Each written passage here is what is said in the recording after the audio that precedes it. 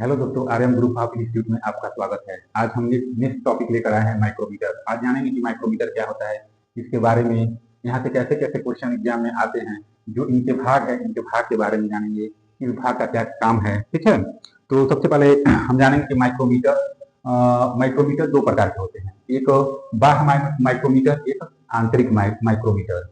यह हमारे सामने जो चित्र बना है ये एक बाह्य माइक्रोमीटर है। बाह्य मतलब बाह्य मतलब कहने में यह समझ आ रहा है कि हमको बाहरी माप लेने के लिए, जैसे कि देखिए ये बाह्य माइक्रोमीटर है, यह बाहरी माप लेने के लिए इस माइक्रोमीटर का प्रयोग होता है। इसमें देखिए कितने कितने भाग हैं। एनविल है, स्पैंडल है, फ्रेम है, बैरल है, रैचेट स्टाफ है, स्पैंडल, लॉक, नट है। तो सबसे पहले हम जानेंगे कि ये किस धातु का बना होता है। यह माइक्रोमीटर इस्पात का या एला स्टील या माइल स्टील का बना होता है। ठीक है, तो हम जानेंगे सबसे पहले इसके एक एक भाग के बारे में जानेंगे, उसके बारे में जानेंगे। ठीक है, जैसे ये लिखा है एनविल, जिसे हम निहाई कहते हैं। एनविल माइक्रोमीटर में एनविल फिक्स रहता है, और जो इसके जो बाहरी भाग होते हैं, जो ये एनविल है, एकदम समतल रहता है। ठीक है, ये आपका टोटल बॉडी माइक्रोमीटर का बॉडी का फ्रेम है। ठीक है, ये स्पंडल है। स्पंडल जैसे कि हम रैचेट स्टाफ को अगर कोई भी जाप को लगाकर हम नापेंगे, माप लेंगे कितना हमारा एम है या इंच में है। ठीक है, इसमें रैचेट को जैसे हम उसको घुमाएंगे क्लॉकवाइज, वैसे स्पंडल आगे बढ़ेगा। ठीक है, इस स्पंडल का काम यही है कि रैचेट को जैसे हम क्लॉकवाइज घुमाएंगे, स्पंडल काम आगे बढ़ेगा जब तक कि आपकी पूरी माप न ले सके। ठीक है, वैसे आपका है स्पंडल लॉक नट।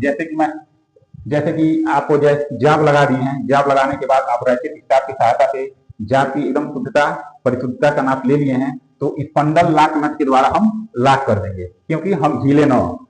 ठीक, और बैरल क्या होता है? बैरल के आपके इंच में या एमएम में, ठीक है, क्या रहता है? माप होता है कि कितने एमएम का हमारा धातु है, चाहे कितने इंच का हमारी धातु है। ये देखिए, ये बॉडी पे क्रॉस चिन्ह लगा है, क्रॉस रेखा लगा है।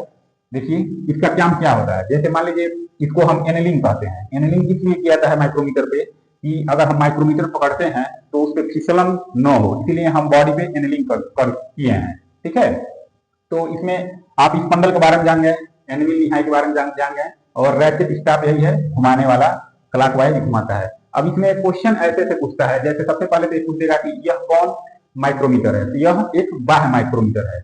यह किससे बना है? तो यह इस्पात से बना है, इस्पात स्टील से बना है या माइल स्टील से बना है। ठीक है, और इसकी परिशुद्धता होती है कि यह कहां से कहां तक इसकी परिशुद्धता नाप ले सकते हैं। तो हम जानेंगे, अगर कहीं इंच में पूछता है कि माइक्रोमीटर की परिशुद्धता क्या है, तो अगर कहीं इंच में पूछता है तो हम लेंगे 0.001। ये क्या है? इंच।